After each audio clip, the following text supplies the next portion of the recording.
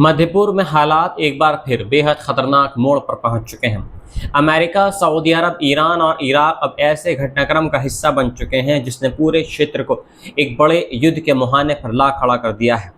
America और Saudi अरब ने Iraq में ईरान समर्थित मिलिशिया ठिकानों पर संयुक्त हवाई हमले किए हैं, जबकि दूसरी ओर ईरान ने अमेरिकी सैन्य ठिकानों और स्ट्रेट ऑफ हार्मोज में अपनी सैन्य गतिविधियां और तेज कर दी हैं। इन घटनाओं ने न केवल मध्य पूर्व बल्कि पूरी दुनिया की चिंता को बढ़ा दिया है। यदि ये टकराव इसी तरह और ऐसे ही आगे बढ़ता रहा तो इसका असर केवल युद्ध तक सीमित नहीं रहेगा, बल्कि वैश्विक तेल आपूर्ति, अंतर्राष्ट्रीय व्यापार और विश्व अर्थव्यवस्था पर भी गहरा प्रभाव पड़ सकता है। अमेरिकी सेंट्रल कमांड यानी सेंटिकॉम के अनुसार ये कार्रवाई किसी सामान्य सैन्य अभियान का हिस्सा नहीं थी, बल्कि पिछले कई दिनों से लगातार हो रहे ड्रोन हमलों का जवाब थी। अमेरिका का दावा है कि पिछले 72 घंटों के दौरान ईरान समर्थित समूहों ने अमेरिका और सऊदी अरब के सैन्य ठिकानों तथा ऊर्जा ढांचे को निशाना बनाते हुए 30 से अधिक ड्रोन हमले किए हैं। अमेरिकी सेना का कहना है कि उसकी आधुनिक वायु रक्षा प्रणाली ने इन सभी हमलों को विफल कर दिया, लेकिन उन घटनाओं ने ये स्पष्ट कर दिया है कि ईरान समर्थित नेटवर्क अब पहले से अधिक सक्रिय हो चुके हैं। इन्हीं घटनाओं के बाद अमेरिका और सऊदी अरब ने संयुक्त अभियान शुरू किया है। लड़ाकू विमानों ने पूर्वी इराक में कई ठिकानों पर एक साथ बमबारी की। अमेरिकी अधिकारियों के अनुसार इन ठिकानों का इस्तेमाल हथियार जमा करने, ड्रोन तैयार करने और अमेरिकी तथा सऊदी लक्ष्यों पर हमले की योजना बनाने के लिए किया जा रहा था। हमलों में हथियारों के गोदाम, missile launching site, drone control centre और लॉजिस्टिक बेस को निशाना बनाया गया, लेकिन दूसरी ओर इराक की पॉपुलर मोबिलाइजेशन फोर्सेस यानी पीएमएफ ने इन दावों को पूरी तरह अलग तरीके से पेश किया है। पीएमएफ ने कहा है कि अमेरिका और सऊदी अरब ने इराक की सार्वभौमिकता का उल्लंघन किया है और उसके आधिकारिक सैन्य ठिकानों पर हमला किया है। संगठन के अनुसार कम से कम 20 लड़ाके इसमें मारे गए हैं और 32 अधिक इसमें घायल हुए हैं। पीएमएफ ने चेतावनी दी है कि इस कार्रवाई के गंभीर परिणाम होंगे और यदि ऐसे ही हमले जारी रहे तो पूरे क्षेत्र में हिंसा और ज़्यादा बढ़ सकती है। यहाँ ये समझना बेहद ज़रूरी है कि आखिर पीएमएफ है क्या। वर्ष 2014 में जब आईएसआईएस ने इराक के बड़े हिस्से पर कब्जा कर लिया था, तब कई शिया मिलिशिया समूहों को मिलाकर पीएमएफ का गठन किया गया था। बाद में इन्हें इराक की आधिकारिक सुरक्षा व्यवस्था में शामिल कर लिया गया। हालांकि इसके भीतर कई ऐसे संगठन भी हैं जिनके ईरान से घनिष्ठ संबंध बताए जाते हैं। अमेरिका लंबे समय से आरोप लगाता रहा है कि यही संगठन इराक में मौजूद अमेरिकी सैनिकों पर रॉकेट और ड्रोन हमले करते रहे हैं।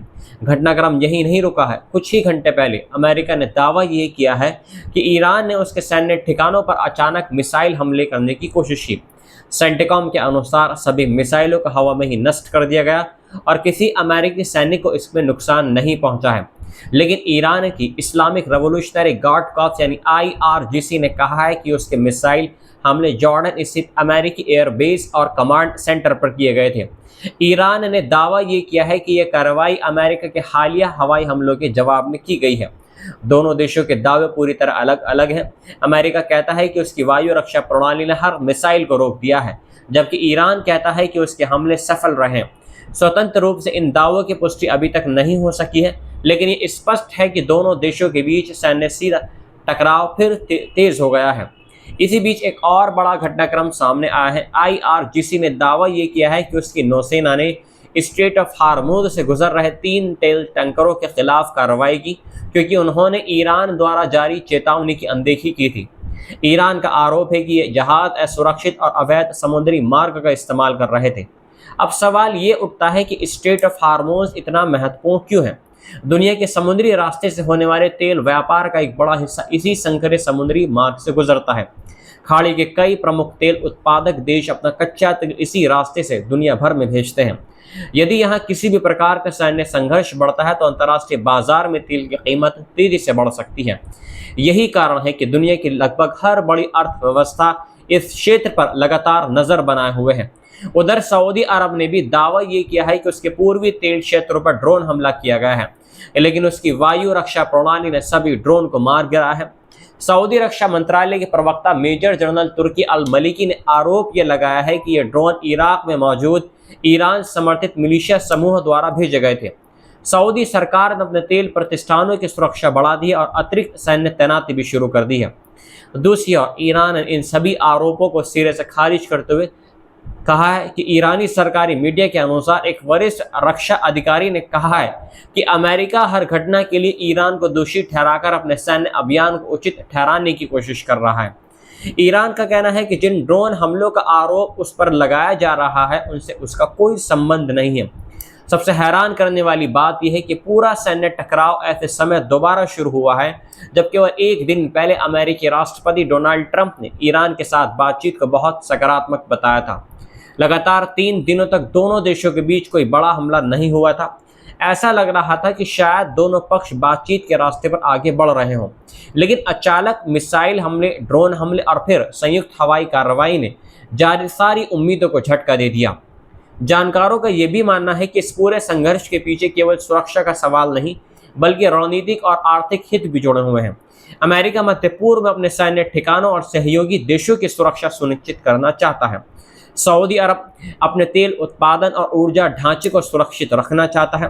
वह ईरान ये दिखाना चाहता है कि यदि उस पर दबाव बनाया गया तो वह पूरे क्षेत्र में मौजूद अपने सहयोगी समूहों के माध्यम से जवाब देने की क्षमता रखता है। इराक की स्थिति सबसे अधिक जटिल होती जा रही है।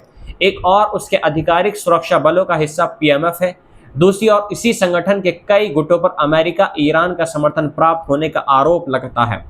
यदि अमेरिका ऐसे हमले जारी रखता है तो इराक के भीतर राजनीतिक संकट और गहरा सकता है। इससे वहां की सरकार पर भी दबाव बढ़ेगा कि वह अमेरिका और ईरान के बीच संतुलन कैसे बनाए। अब बात करते हैं वैश्विक अर्थव्यवस्था पर पड़ने वाले असर की। जैसे ही स्ट्रेट ऑफ हार्मोज में तनाव बढ़ा, अंतर्राष्ट्रीय तेल बाजार में कीमतों में तेजी देखने को मिली। निवेशकों को डर है कि यदि इस समुद्री मार्ग से तेल की आपूर्ति बाधित हुई तो दुनिया के कई देशों में ईंधन महंगा हो सकता है। इसका सीधा असर परिवहन उद्योग, बिजली उत्पादन और आम लोगों की जेब पर पड़ेगा। यूरोप और एशिया के कई देश अपनी ऊर्जा आवश्यकताओं के लिए खाड़ी क्षेत्र पर निर्भर हैं। यदि युद्ध लंबा चलता है तो केवल तेल ही नहीं बल्कि प्राकृतिक गैस की आपूर्ति भी प्रभावित हो सकती है। इससे वैश्विक महंगाई फिर बढ़ सकती है और कई देशों की आर्थिक वृद्धि पर असर पड़ सकता है। सैन्य जानकारों का मानना है कि अभी यह संघर्ष सीमित जवाबी कार्रवाई के स्तर पर है, लेकिन यदि किसी भी पक्ष को भारी नुकसान होता है तो स्थिति तेजी से कंट्रोल से बाहर हो सकती है। ऐसे में जॉर्डन, इराक, सीरिया, सऊदी अरब, खाड़ी क्षेत्र और यहाँ तक कि इजराइल भी इस संघर्ष में और अधिक सीधे तौर पर शामिल हो सकते हैं। संयुक्त राष्ट्र और कई अंतर्राष्ट्रीय देशों ने दोनों पक्षों से संयम बरतने की अपील भी की है।